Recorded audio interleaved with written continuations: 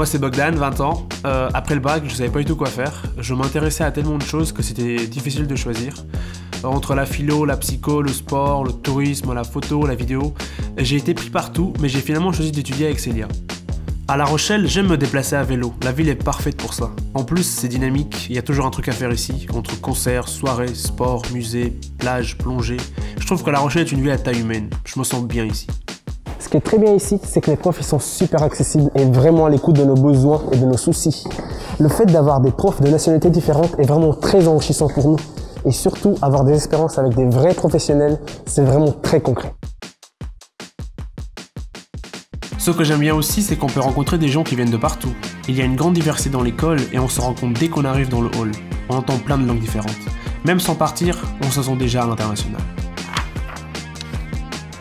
Pour me concentrer, l'idéal pour moi est de m'installer à la médiathèque.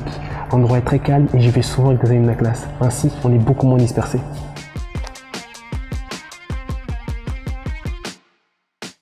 Je fais partie de l'association du Bureau des Sports et je suis dans le pôle communication où on travaille sur la promotion des événements et de toutes les autres activités du BDS au sein de l'école. On a chacun nos responsabilités, ça nous apprend à nous organiser en fait. C'est très formateur parce qu'une asso, c'est quoi une mini-entreprise. Lorsque je ne suis pas à l'école, je profite de la proximité avec la côte pour faire mon sport. Natation, course à pied, plongée, musculation. Vu que je suis nageur, plongeur, sauveteur et secouriste, je dois souvent garder la forme pour rester paré à toute éventualité. En plus du sport, je fais souvent la méditation car ça me permet en fait de me détendre et de garder ma concentration. L'expérience qui m'a fait évoluer le plus rapidement, c'est mon stage à Santorin en Grèce. Je travaillais dans un hôtel 5 étoiles et j'ai beaucoup aimé l'ambiance sur l'île. J'étais tout seul là-bas donc j'étais super bien accueilli et intégré. L'hôtel était super bien situé, la vue était dingue. Par contre, le rythme était assez intense. Il fallait toujours anticiper les besoins du client et ça m'a rendu encore plus discipliné et responsable.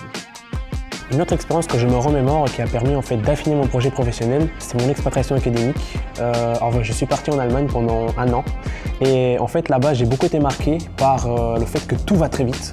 Du coup sur place je me sentais vraiment super productif et à présent j'ai un nouveau projet et à la fin de mes études je souhaite retourner en Allemagne pour essayer de faire ma vie professionnelle là-bas.